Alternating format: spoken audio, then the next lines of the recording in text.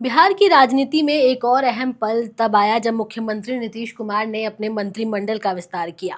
इस विस्तार में बीजेपी कोटे से 7 नए मंत्रियों को शपथ दिलाई गई है। हालांकि इस विस्तार में कुछ बातें ऐसी थी जो चर्चा का विषय बन गई। सबसे बड़ी बात तो ये थी कि इस विस्तार में महिला प्रतिनिधित्व बिल्कुल भी नहीं था और जातीय समीकरणों का भी ध्यान रखते हुए मंत्रियों का चयन किया गया था। इसके अलावा कुछ बड़े नेताओं का नाम भी इस सूची से बाहर कर दिया गया था, जो पार्टी के लिए एक हैरान कर देने वाली बात थी। आइए जानते हैं कि बिहार के इस मंत्रिमंडल विस्तार में किसको क्यों मौका मिला और जातीय समीकरणों ने किस तरह से मंत्रियों के चयन में अहम भूमिका निभाई। वीडियो में आगे बढ़ने से पहले आप हमारे चैनल द हिंदी टॉप को सब्सक्राइब करें, बेल आइकन दबाना ना भूलें ताकि आप तक पहुंचे हमारी हर खबर सबसे पहले। बिहार में बीजेपी के पास मंत्रिमंडल में जगह बनाने के लिए कई दावेदार थे। पार्टी के भीतर कई ऐसे नेता थे जो मंत्री पद पाने के लिए जोर लगा रहे थे, लेकिन आखिर में 7 विधायकों को मंत्री बनने का मौका मिला। बताते चले कि इस विस्तार के लिए बीजेपी की प्रारंभिक सूची में कई और नामों पर विचार किया गया था, लेकिन जातीय संतुलन और कई राजनीतिक कारणों की वजह से कुछ नाम हटा दिए गए, जिसमें बिहार सरकार के पूर्व डिप्टी सीएम तारकिशोर प्रसाद और दलित समुदाय से आने वाली नेता कविता पासवान का नाम शामिल है। बीजेपी के नेताओं ने इस बार जातीय समीकरणों को ध्यान में रखते हुए मंत्रियों का चयन किया है। जातीय समीकरणों के हिसाब से बीजेपी ने राजपूत, भूमिहार, वैश्य और कुर्मी जाति से नामों पर विचार किया है। इसके अलावा इस बार यादव जाति से कोई मंत्री नहीं बनाया गया, जबकि कुशवाहा जाति से एक नाम चर्चा में था और कुशवाहा जाति से सुनील सिंह को ही मंत्रिमंडल का हिस्सा बनाया गया।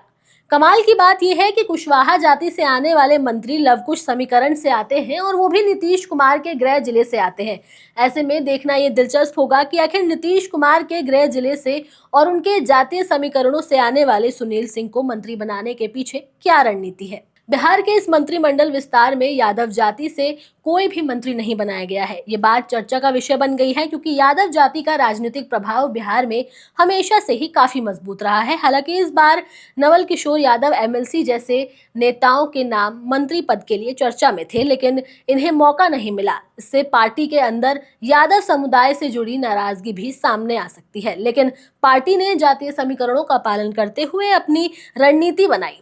इसी कड़ी में भूमिहार, राजपूत, वैश्य और अन्य जातियों के नामों पर भी विचार किया गया। चलिए अब जान लेते हैं कि इस बार नीतीश कुमार के मंत्रिमंडल में शामिल हुए नए मंत्रियों का जातीय समीकरण क्या है और इन्हें मंत्री पद क्यों दिया गया है। पहला नाम है जीवेश मिश्रा का, जो कि भूमिहार जाति से ताल्लुक रखते हैं।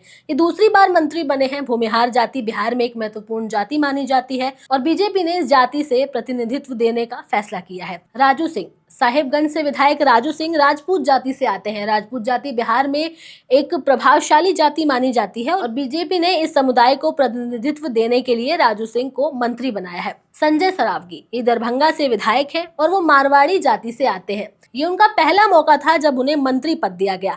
मारवाड़ी समाज बिहार में व्यापारी वर्ग के रूप में महत्वपूर्ण भूमिका निभाता रहा है और संजय सरावगी को मंत्री बनाने का उद्देश्य समुदाय को भी अपनी सरकार में प्रतिनिधित्व देना था। अगला नाम है मोतीलाल प्रसाद का, जो कि तेली जाति से आते हैं। कृष्ण कुमार मंटू, जो कि कुर्मी जाति से, डॉक्टर सुनील कुमार कोयरी जाति से और विजय कुमार मंडल केवट जाति से आते हैं। इस मंत्रिमंडल की खास बात यह रही कि मिथिलांचल से 2 विधायकों ने मैथिली भाषा में शपथ ली, जिससे इस क्षेत्र पर बीजेपी के बढ़ते फोकस को साफ संकेत मिला। बीजेपी ने इस बार मंत्रिमंडल विस्तार में खास रणनीति अपनाई है। मिथिलांचल क्षेत्र की लगभग 50 विधानसभा सीटों पर अपनी पकड़ मजबूत करने के लिए 2 विधायकों को मंत्री बनाया गया है।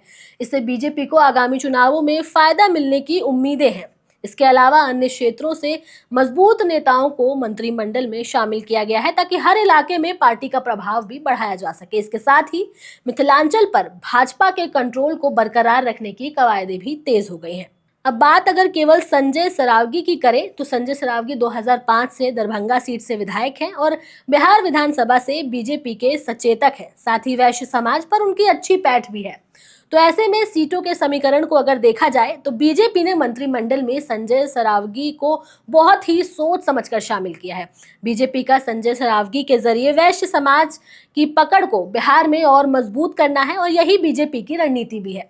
देखा जाए तो मंत्रिमंडल में जातीय समीकरणों को काफी महत्व दिया गया है और इसी जातीय समीकरण की बदौलत बीजेपी बिहार में अपनी पैठ मजबूत करने की पुरजोर कोशिश में लगी हुई है। देखने वाली बात यह होगी कि बिहार में बीजेपी के 7 नए चेहरे मंत्रिमंडल में होने से जेडीयू की क्या प्रतिक्रिया आती है और आने वाले समय में बिहार की सियासत पर इसका क्या असर पड़ता है, ये भी देखने वाली बात होगी।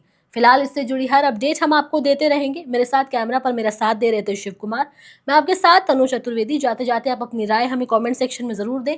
हमारे चैनल द हिंदी टॉप को सब्सक्राइब करें। हमें एक्स यानी ट्विटर, फेसबुक और इंस्टाग्राम पर भी फॉलो करें।